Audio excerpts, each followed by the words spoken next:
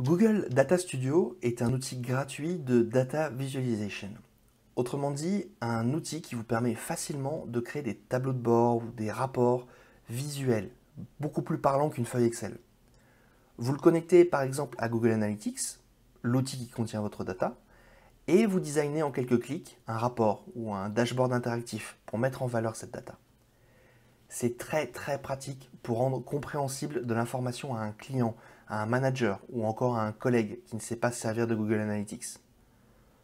Vous pouvez par exemple assembler très rapidement un tableau de bord qui va reprendre les principales informations sur la santé marketing de votre site web. Le nombre de visiteurs, le nombre de leads générés, le nombre de ventes, le chiffre d'affaires, le panier moyen, le nombre de visiteurs en fonction du canal d'acquisition, etc. Allez, petite démonstration.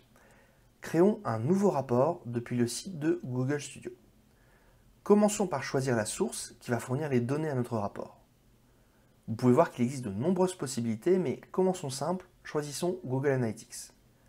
Choisissons le compte de démonstration de Google avec la propriété et la vue correspondante.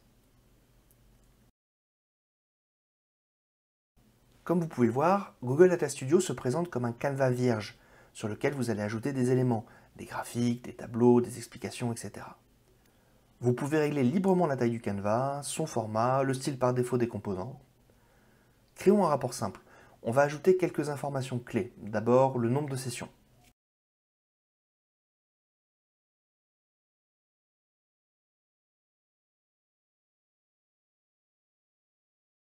Dans la foulée, ajoutons aussi le chiffre d'affaires et le panier moyen.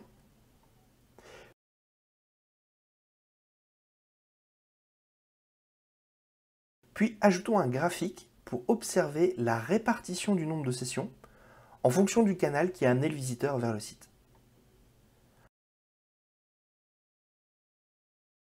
Enfin, ajoutons une courbe pour comparer l'évolution dans le temps du nombre de sessions par rapport au chiffre d'affaires. Trions le résultat par mois plutôt que par jour. Et pour rendre le résultat plus lisible, attribuons une échelle différente à la deuxième courbe. Pour terminer, on va ajouter un peu de mise en page. Ok. Ajoutons aussi un sélecteur de plage de date, un bouton qui va permettre à un utilisateur de faire varier la période observée. Et tant que nous y sommes, ajoutons un filtre avancé qui leur permettra de filtrer le trafic en fonction de l'appareil utilisé par le visiteur, mobile, tablette ou ordinateur. Bien, examinons un peu le résultat final tel que le verra notre client, notre manager ou notre collègue. Pour ça, on clique sur le bouton Vue et voilà ce que verront les utilisateurs auxquels vous donnerez accès à ce rapport. Ils pourront manipuler les données pour changer la période ou le type d'appareil, voire même télécharger ces données dans un fichier Excel si vous leur en avez laissé l'autorisation. Le rapport que nous venons de faire est assez simple, mais bien entendu, vous pouvez faire des rapports autrement plus complexes. Et ce qui est encore plus intéressant, vous pouvez croiser des sources de données. Imaginons que vous vouliez monter un tableau de bord pour suivre les performances de votre blog. En plus de Google Analytics, vous avez aussi un fichier Excel sur votre ordinateur dans lequel vous avez noté la liste des articles publiés sur le blog, l'URL de chaque article et le nom de l'auteur de chaque article. En utilisant la fonction « Combiner les données », vous pouvez combiner les informations de votre fichier Excel avec les informations de votre compte Google Analytics. Je m'explique. Il suffit d'indiquer à Google Data Studio quelle est l'information commune entre les deux sources de données. Ici, l'URL des articles de blog que vous avez dans le fichier Excel et dans Google Analytics.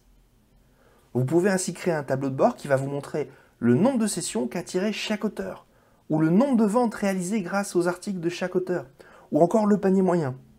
Les possibilités ne dépendent que de votre imagination.